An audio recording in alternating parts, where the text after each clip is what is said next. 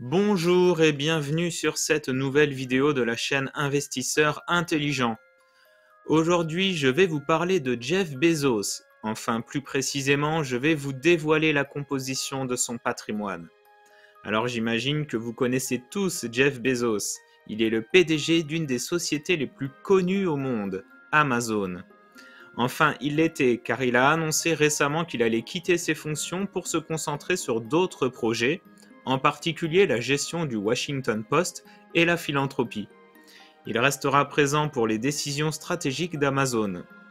En tout cas, c'est Amazon qui l'a rendu très riche, à tel point qu'il a été l'homme le plus riche du monde pendant une période, avant d'être dépassé par Elon Musk. Actuellement, sa fortune s'élève à 190 milliards de dollars, un chiffre impressionnant qui montre à quel point son empire est gigantesque. Et sa fortune pourrait encore s'accroître car le développement d'Amazon semble sans limite.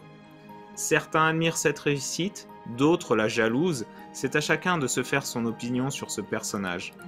En tout cas, dans cette vidéo, je vais vous présenter en détail sa situation patrimoniale, car il me semble toujours utile d'analyser le patrimoine des plus grandes fortunes et de s'en inspirer, ce qui ne peut que nous aider pour bien faire travailler notre argent, nous aussi.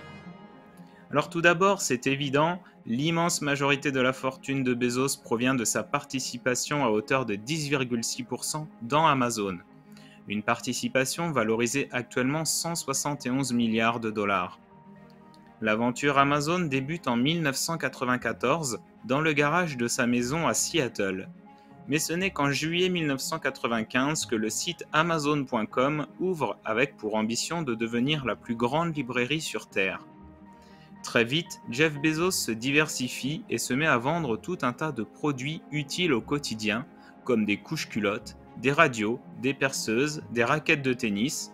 Puis, au début des années 2000, Amazon se lance à l'international avec le succès que l'on connaît. L'entreprise Amazon atteint une valeur de 438 millions de dollars en bourse en 1997. C'est le début de l'ascension, une ascension qui continue encore aujourd'hui. En 2020, Amazon a atteint une capitalisation boursière de 1500 milliards de dollars. En 23 ans, la capitalisation boursière a donc été multipliée par 3400. Pour se faire une idée de ce que représente l'empire Amazon, voici ce qui se passe dans l'entreprise en une minute. Amazon fait 47 777 dollars de bénéfices, un nouvel emploi est créé chaque minute, 6 560 colis sont livrés dans le monde, 4 583 personnes visitent le site, 42 commandes sont passées en France, et de manière plus globale, sur l'année 2020, Amazon c'est 380 milliards de dollars de chiffre d'affaires et près de 18 milliards de dollars de bénéfices. Alors je vous parlais d'un empire, et effectivement, Amazon s'est rapidement développé et continue de le faire grâce à de nombreuses acquisitions, au point de devenir un groupe tentaculaire. Il ne s'agit plus seulement d'un magasin géant en ligne, c'est aussi un producteur de séries, un spécialiste du cloud computing, ou encore une plateforme de vidéo streaming en direct. Amazon a énormément investi pour fidéliser sa clientèle et la rendre dépendante de son univers. On peut parler d'Alexa, racheté en 1999 pour 250 millions de dollars. Audible, racheté 300 millions de dollars en 2008, ou encore Twitch, racheté 970 millions de dollars en 2014. Mais Amazon a également su surfer sur des tendances de société.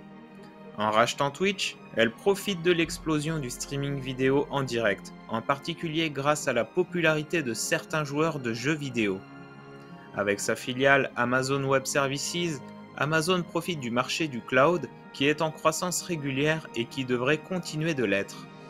Enfin, avec l'acquisition de Whole Foods en 2017 pour un montant de 13,7 milliards de dollars, la plus grosse de son histoire, Amazon surfe sur la tendance des produits frais et bio, ce qui lui permet de conforter sa position de plus grand magasin du monde. Bref, Amazon est devenu un géant, dépassant tous les concurrents à une vitesse incroyable. Pour certains, Amazon est même devenu trop grand, et ils souhaitent voir ce groupe découpé en plein de petits morceaux moins puissants. Je ne sais pas si Amazon sera un jour démantelé, toujours est-il que le travail de Jeff Bezos a été remarquable, Et comme toutes les personnes qui ont construit un empire, il l'a fait grâce à un travail acharné et à un esprit visionnaire. Voici une citation sur sa vision d'une bonne journée. « Allez vous coucher tôt et réveillez-vous tôt. Les heures du matin sont bonnes. » Jeff Bezos n'est pas du genre à faire la fête. Il organise ses journées de manière optimale afin d'être le plus efficace possible. Et ça marche. Les investisseurs qui l'ont suivi ne peuvent que s'en féliciter. C'est une leçon à retenir. Quand vous admirez quelqu'un qui réussit, il est parfois bon de le suivre et de rester à ses côtés. En simplement 10 ans, le cours de l'action a été multiplié par 16. Donc avec un investissement de 10 000 $, vous en auriez 160 000 aujourd'hui. De quoi être très satisfait. En deuxième position, il s'agit d'un actif un peu particulier, c'est tout simplement du cash. Et oui, Jeff Bezos conserve une partie relativement importante de cash pour être en mesure de faire face à certaines dépenses. D'après les dernières estimations du site Nairametrics, Bezos posséderait 9,5 milliards de dollars de cash, soit environ 5% de son patrimoine. Et comment fait-il pour avoir tout ce cash en étant actionnaire d'une société qui ne verse pas de dividendes? Tout simplement en vendant des actions Amazon régulièrement. L'inconvénient, c'est que sa participation dans Amazon s'effrite un peu plus chaque année. On peut imaginer que cette montagne de cash lui permet de passer des nuits sereines, très sereines. En troisième position, on retrouve un portefeuille d'investissement dans plusieurs startups prometteuses. À chaque investissement, Jeff Bezos prend un ticket dont le montant varie beaucoup, entre 1 million et plusieurs dizaines de millions de dollars. Il diversifie les secteurs dans lesquels il investit. La biotechnologie, la robotique, l'intelligence artificielle, les fermes verticales, toutes ces choses qui pourraient améliorer notre vie dans le futur et qui par conséquent ont un potentiel de développement extraordinaire, ce qui signifie un retour sur investissement potentiellement très important. Voici la liste des investissements réalisés par son fonds d'investissement. On retrouve Plenty, une entreprise spécialisée dans l'agriculture verticale. Grail, une start-up qui développe une technologie permettant de détecter très tôt les cancers grâce à des tests sanguins. Funbox, qui est une société qui facilite l'accès au crédit pour ses clients. Ou encore Mindstrong Health, qui développe une application permettant de détecter les premiers signes de dépression de son utilisateur ou autres problèmes de santé mentale. Bref, comme vous le voyez, des sujets passionnants qui pourraient grandement améliorer notre quotidien dans un futur plus ou moins proche. Et Jeff Bezos a également investi directement dans quelques entreprises prometteuses, et vous en connaissez certainement quelques-unes. Il a par exemple investi 112 millions de dollars dans Airbnb en 2011, ou encore 37 millions de dollars dans Uber la même année. Mais pour moi, son vrai coup de génie, c'est son investissement d'1 million de dollars dans Google en 1998, 6 ans avant son introduction en bourse. Difficile de connaître la valeur actuelle de cet investissement, mais depuis son introduction en bourse, le cours d'Alphabet, la maison mère de Google, a été multiplié par 35. Donc la performance de Bezos est forcément largement supérieure à ce chiffre. Certaines de ces startups connaîtront des échecs, mais Jeff Bezos sait ce qui fonctionnera demain.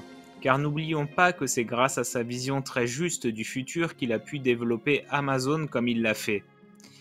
Il y a donc fort à parier qu'il va gagner beaucoup d'argent avec ses nombreux investissements dans des startups. Ensuite, comme beaucoup de milliardaires, Jeff Bezos possède son journal. En l'occurrence, il s'agit du Washington Post, racheté 250 millions de dollars à la famille Graham en 2013. Il s'agit d'un investissement modeste comparé à la fortune de Bezos. Grâce à ses compétences dans le numérique, il a pu aider le journal à attirer une audience plus jeune en proposant un contenu numérique plus riche. Toutefois, il a annoncé garder un rôle de propriétaire et ne souhaite pas s'impliquer plus que ça dans la gestion des activités du Washington Post. Il a simplement apporté son expertise et son capital pour améliorer et développer le journal qui perdait de l'argent jusque-là. Et force est de constater que son arrivée a été bénéfique puisque le journal a annoncé être à nouveau bénéficiaire et en croissance dès 2016. Enfin, Jeff Bezos a investi dans l'immobilier de prestige, un actif refuge pour les milliardaires. Sa fortune immobilière s'élève à plusieurs centaines de millions de dollars. Ses investissements se concentrent surtout à Los Angeles, une ville où l'on trouve les propriétés parmi les plus chères du monde. Il y possède 2 propriétés, l'une acquise 255 millions de dollars et l'autre 90 millions de dollars. Il a également acheté 3 appartements à New York pour une valeur totale de 80 millions de dollars. Il possède également un bien immobilier à Seattle, un ranch au Texas et une propriété à Washington. Un patrimoine immobilier très diversifié, que ce soit dans le style ou l'implantation géographique. De plus, l'immobilier de prestige reste un actif refuge qui prend de la valeur régulièrement, car la demande excède très souvent l'offre. Voilà, nous avons fait notre tour d'horizon sur la composition du patrimoine de Jeff Bezos. Alors je sais que beaucoup peuvent être jaloux du patrimoine des milliardaires, mais la chaîne Investisseurs Intelligents a surtout pour but de s'inspirer de ceux qui ont réussi et comprendre comment ils investissent leurs revenus et diversifient leur patrimoine. Nous pouvons, à notre échelle, essayer de reproduire ces réussites et s'inspirer de la façon dont les meilleurs gèrent leurs finances, et peu importe les critiques que cela peut engendrer. Toutes les réussites entraînent des jalousies, c'est naturel. Mais retenez bien cette citation de Bezos. Nous sommes nos choix. Construisez-vous une grande histoire. Ce n'est pas en critiquant ou en étant jaloux que vous y arriverez. Alors une autre citation pour conclure. Si vous pensez à long terme, vous pouvez vraiment prendre de bonnes décisions de vie que vous ne regretterez pas plus tard. Voilà, j'espère que cette vidéo vous inspirera et qu'elle vous aidera à atteindre la réussite. Pour donner un petit coup de pouce à la chaîne, n'oubliez pas de dire si vous avez aimé ou non cette vidéo, partagez-la avec ceux qui pourraient être intéressés et abonnez-vous pour ne pas rater la sortie des prochaines vidéos. À bientôt sur la chaîne Investisseurs Intelligents.